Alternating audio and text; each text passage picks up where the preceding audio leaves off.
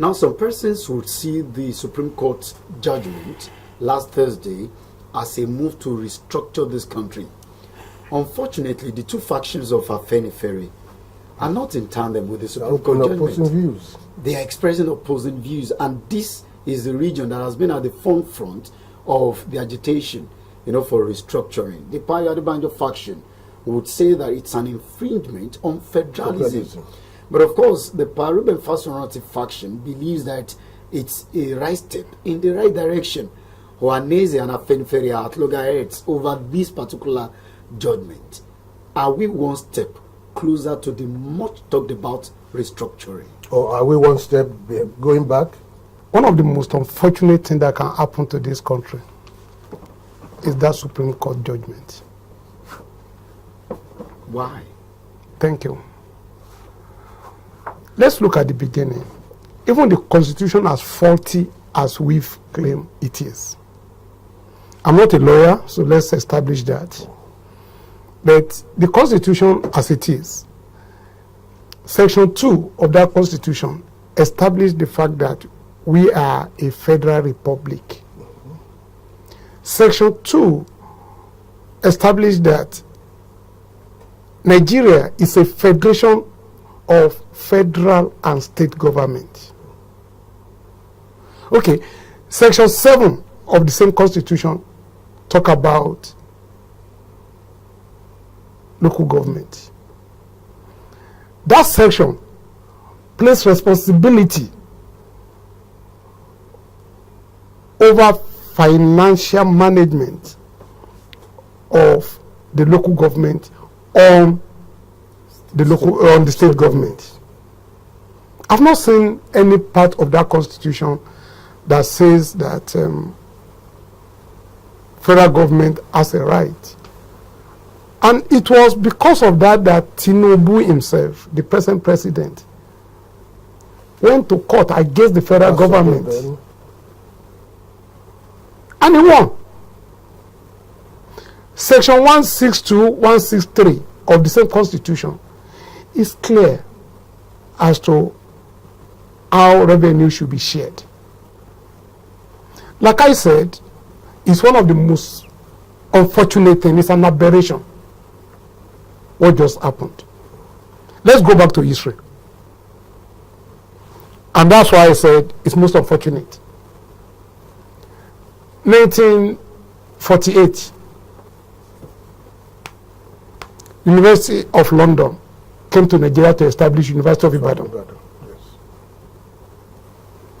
1962, regional governments created University of Ife, ABU, and Nsukka. Yes. University of Ife by Western Region, ABU by Northern Region, Nsukka by Eastern Region. Government of Obasanjo 1978 came up to take over all these universities. The state, the regional. Essentially, because they want standard and uniform education. I don't think any of us here will be proud of what our education has turned out to be. We know what education was during that time. Healthy competition, Western region established its own, Northern region established its own, Eastern region established its own. What's happening today? The University of Ibadan, that was attracting students from almost all over the world that time, attracting lecturers from almost all over the world that time. What's the standard today in world ranking? That's number one. 1966, Aguiyi-Ironsi promulgated the Unification Decree. 1966. Right? He went ahead to institute what they call Gobri panel for policing reform. The report of that panel was handed over to Gowon. What did he say? You should cancel regional and local police, centralized policing system. But since they centralized the policing system, you and I know what's happening to our security.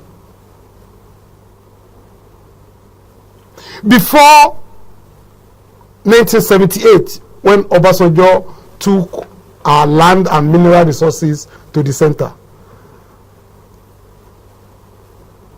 is the Obas and the community that own their land. That was the land use decree. But now, what happened? They took everything to Abuja, and now the mineral resources in your area, you have no control over it. Gentlemen, what we have just seen is another annexation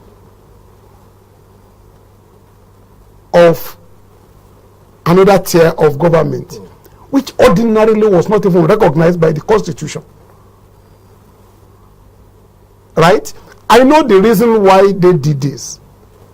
Very laudable. Governors have become another thing over local government funds. Yes. There is no doubt about that. But must you cut the nose to spite the face?